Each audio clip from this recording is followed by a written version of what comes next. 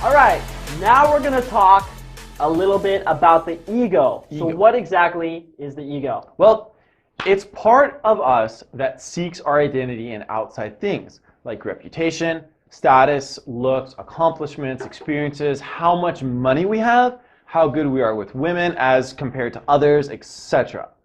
Now, let me ask you a question, okay? What does the ego believe? Okay, it believes I am what I have. I am what I do. I am my reputation. I am what I look like. I am my accomplishments. And or I am my nationality. It believes that if this and that could finally happen, then happiness can be achieved and that the means will justify the end. Now, what does the ego want? That's very well said. It wants more, more, more. It's never satisfied. It has a voracious appetite like a tiger, all right? It's only satisfied maybe for a brief amount of time, but that's only when it just gets what it wants. Yeah, right after it gets what it wants, it feels a little bit of dissatisfaction, but in no time, it's going to seek something else. It's going to feel dissatisfied. I need something else to be satisfied. It gets pleasure in more. More things to buy, more accomplishments, more people to beat, more trophies on the shelf, etc. That's why our malls are so big in America. Malls are huge, man. They do a lot of business. For example, people who shop all the time are run by their egos. They feel a very short sense of satisfaction after they've just purchased something, but soon they'll need to buy something else again to feel good. It's kind of like a nicotine addiction. You know, you smoke that cigarette and you just need one and a little bit later. Just cut it out. Exactly, and that's why we call it transient sense gratification. Transient, short-term sense, sensory gratification, being gratified. It's a never-ending cycle that will never give them true and lasting happiness. They're essentially walking out of Nordstrom's with a bag in their hand, and they're basically clutching an illusion. Women who are very attractive, will oftentimes have solidified egos. Their whole lives, they're taught to be happy because of the way they look. And their ego loves to attach itself to their looks. Yeah, if you can find an attractive girl that doesn't allow her ego to make her feel above others because of it, keep her. Very, very hard to find. Okay, what does the ego fear? Everything, especially its own demise. Why does it fear everything? Because it is fear. It's your ego that wants to protect you when someone insults you. The ego fears that if it allows the insult to exist, it will die. Okay, what does the ego identify with? Anything, as long as you give it something to hold on to and base its identity around. Yeah, exactly. So labels such as, I'm a surfer, that's what I am. I'm a lawyer. A lot of people say I'm a lawyer. What do you do? Why is that the first question? Because the ego identifies with what it does. I'm a motivational speaker. Am I? No. That's the ego saying that I am. Okay, it can even go the opposite way and identify with something that you deem as negative. All right, this is called victim identity. Okay, this could be how you're a victim of a terrible upbringing and how you can't grow because something in the past is holding you down. The ego does not care what it identifies with as long as it identifies with something. Now, why does the ego hold you back? Okay, because it keeps you in a constant seeking mode. It keeps you forever unsatisfied. For example, if you struggle for 4 years to get your degree, the whole time believing that once you get the degree, it will be like all the answers to your problems, and finally you have that degree, and finally you can have happiness. What's going to happen is once you do get that degree, yeah, you'll feel happy for a couple weeks probably. Then you're going to look ahead and be like, well, now what? And the ego is going to be like, well, if I finally get that job, then I'll be happy. It's always looking ahead and it's always unsatisfied. The ego believes that once it achieves a condition in life, then finally it can be happy. Even if you get what you want and it makes you happy for a while, it will eventually and always lead to dissatisfaction. Look at Hollywood movies written by guys and their egos. Mm-hmm. They always end on a good note, happily ever after, right? Once you achieve this condition, you're going to be happy. But look at the reality of the situation. All conditions are impermanent. There is no lasting happiness in conditions being perceived as positive.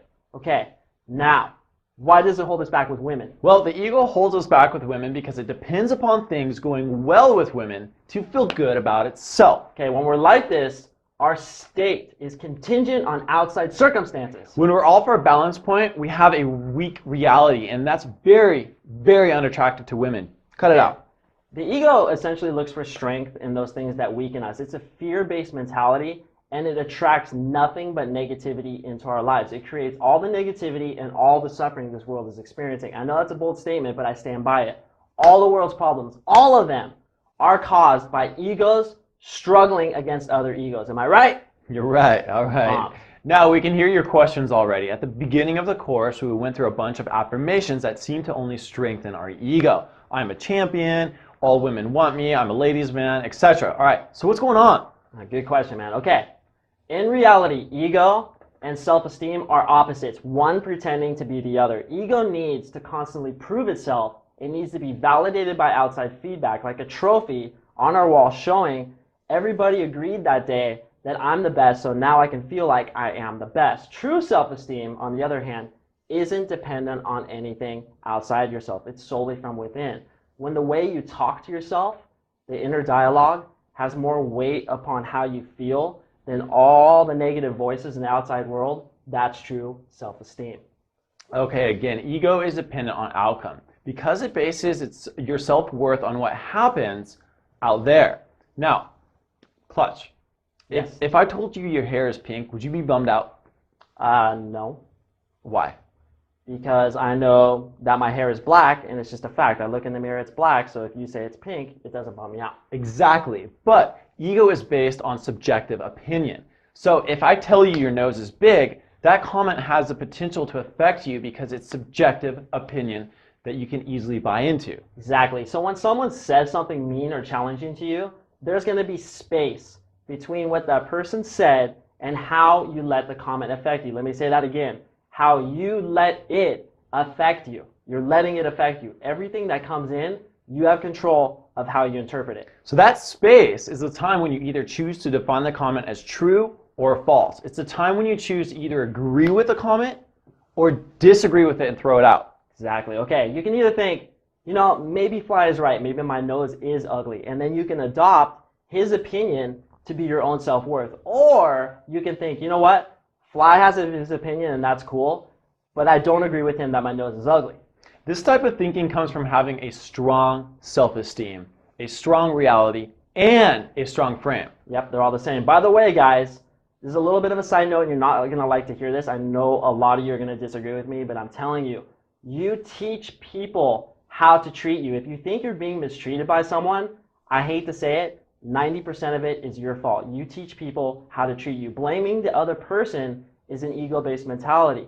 Let's move past the ego and start taking responsibility for our lives. Responsibility, responding with ability for the situations that surround us. Okay, so take this series for example. This is a really good example. There will probably be hundreds, hopefully thousands of people that will watch this series. Absolutely. Therefore, Clutch and I have thousands of different opinions of us. We have thousands of different reputations. Are any of those reputations, or are they true? Are any of those reputations us? Nope. Even the good ones don't matter that much. They're ultimately all just opinions. And what is an opinion? It's an illusion. It's just an opinion. It means nothing unless you choose to base your self-worth on them. They really mean nothing at all. So don't be concerned with your reputation. Be concerned with your character, because that is the only thing that you have control over, you guys. I like that. You know, it's interesting. It's a little bit of a side note. I wasn't going to bring this up, but Abraham Lincoln had a really good quote. He said, "The best way to judge a man's character is to give him power." I really like that one. Character is really important. You have complete control over your character, so take responsibility for that. Your reputation means nothing. There's also a book out there called What You Think of Me Is None of My Business. I really like that title. It's really good. I know you said that earlier in the seminar, but that should be one of your daily affirmations because it's true. Hey, dude, what you think of me is none of my business. It means nothing to me unless I choose to let it bother me. Okay, so other seduction courses teach you guys to build a strong identity. They teach you to identify with your job, your style, your likes, and your dislikes. They teach you this because having a strong reality is attractive to women. But what's happening here? That's right, you guys. It is strengthening your ego. It's like a guy with acne on his forehead who wears a baseball cap to cover it up. It works for a while. It hides the problem. But in the end, it only makes the problem worse. Yep. Building up the ego is just covering up the insecurities that are really, they're already there. Your ego hides your insecurities. Yes, women are attracted to a man with a strong reality. And yes, building the ego up to sickening proportions will attract some women. But all that isn't really necessary, and it will give you limited results, especially with high-quality women who themselves have high self-esteem. They can see right through that crap. Exactly. They're going to see through it. They're going to tell that, look, this guy's ego is posing as a strong reality, a high self-esteem, and what's going to happen? They're going to lose attraction because of it. Though sometimes ego can successfully pose as self-esteem, again, they're complete opposites, opposite sides of the spectrum. All right, having a strong self-esteem means that you're not dependent upon outside circumstances to make you feel good about yourself. Having a strong ego, on the other hand, means you are dependent on outside circumstances to feel good about yourself. Which one do you think is more reliable? Which one do you think is more effective for attracting women? And what's the single best way to become as effective as possible with attracting women? To dissolve the ego, not build it up. We're going to discuss how to do that in the next section, but for now, I want to tell you guys there's a real intrinsic irony about the ego. Once you let go of the ego, once you stop trying to beat everybody, once you let go and stop identifying with all these stupid things, all the ego things that it was after in the first place will come to you. Once you let it go and you know what? I don't need to beat this guy to feel good about myself. Maybe I don't need to buy this thing today to have a good day.